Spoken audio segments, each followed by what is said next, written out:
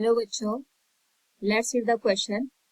Three equal masses A, B and C are pulled with a constant force F. They are connected to each other with string. The ratio of the tension between AB and BC is.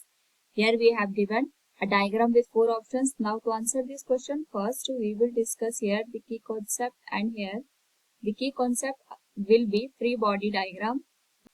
In free body diagram हम यहाँ पे जो भी object given होता है उस पर लगने वाले फोर्सेस के करस्पॉन्डिंग इक्वेशन ड्रॉ करके अननोन वेरिएबल को फाइंड आउट करते हैं. क्वेश्चन में हमारे पास तीन ब्लॉक दे रखे हैं, तीनों का इक्वल मास है और इसको हम यहाँ पे फोर्स एफ से यहाँ पे पुल कर रहे हैं. तो हम पहले ये निकालेंगे यहाँ पे हमारे पास जो तीनों के तीनों ब्लॉक है किस एक्सेलरेशन के साथ यहाँ पे पुल हो रहे होंगे.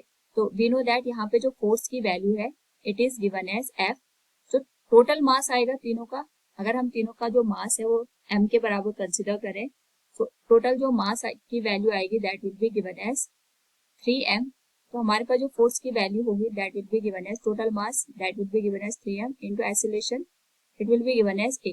तो जो a की वैल्यू आएगी that will be given as f divided by 3m. It will be equation number first. Now यहाँ पे क्योंकि तीनों एक स्ट्रिंग के थ्रू कनेक्टेड है और यहाँ पे जो स्ट्रिंग है वो हमारे पास मासलेस है, तो हमें ए बी और बी सी के बीच में जो भी टेंशन है उसको यहाँ पे फाइंड आउट करना है. तो सबसे पहले अगर हम फ्री बॉडी डायग्राम को ड्रॉ करें तो जो ए ब्लॉक है इस पे फोर्स राइट हैंड डायरेक्शन में लगेगा. तो जो स्ट्रिंग जो टेंशन की वैल्यू है that will B T1 in the opposite direction. जो T1 है वो हमारे पास ब्लॉक बी पे एक्ट करेगा. हम यहाँ पे एक्शन रिएक्शन से ये देख सकते हैं, अगर ए ब्लॉक बी पे T1 टेंशन लगाएगा इन लेफ्ट हैंड डायरेक्शन तो बी यहाँ पे इक्वल एंड अपोजिट डायरेक्शन में जो टेंशन की वैल्यू होगी वो ए पे लगाएगा that will be given as T1. इसी तरीके से जो ब्लॉक बी है इस पे यहाँ पे जो टेंशन की वैल्यू होगी T2 एंड यहाँ पे जो T2 टेंशन हमने बी पे अप्लाई की है वो सी ब्लॉक पे इसके जस्ट अपोजिट डायरेक्शन में अप्लाई होगी.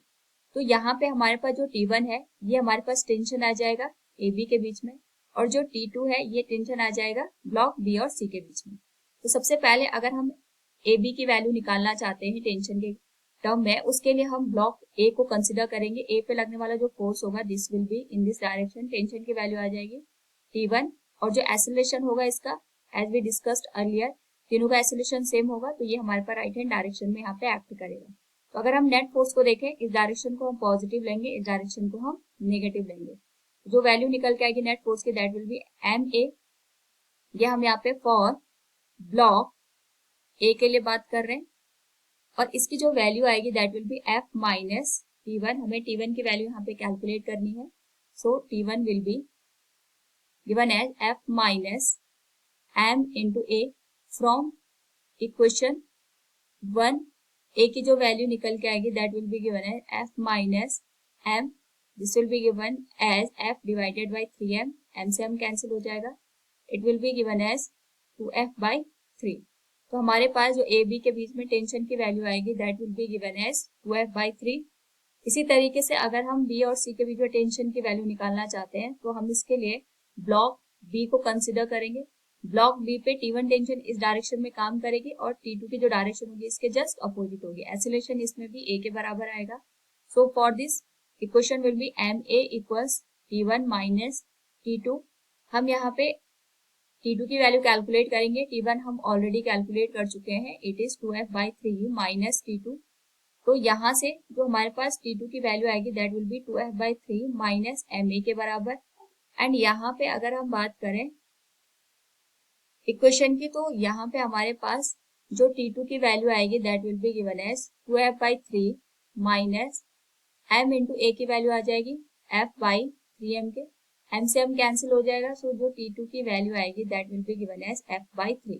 तो हमारे पास जो B और C के बीच में टेंशन की वैल्यू होगी that will become F by 3 और जो A B के बीच में टेंशन की वैल्यू आएगी that will B 2F by 3. हमें यहाँ पे रेशियो बताना है दोनों का. So we can say here T1 ratio T2 will be given as 2F by 3 divided by F by 3. It will become 2:1. So from the given question we can say here tension between AB and BC will be in the ratio of 2:1. Option B will be the right answer. Hope all you understood it. Thank you and best of luck.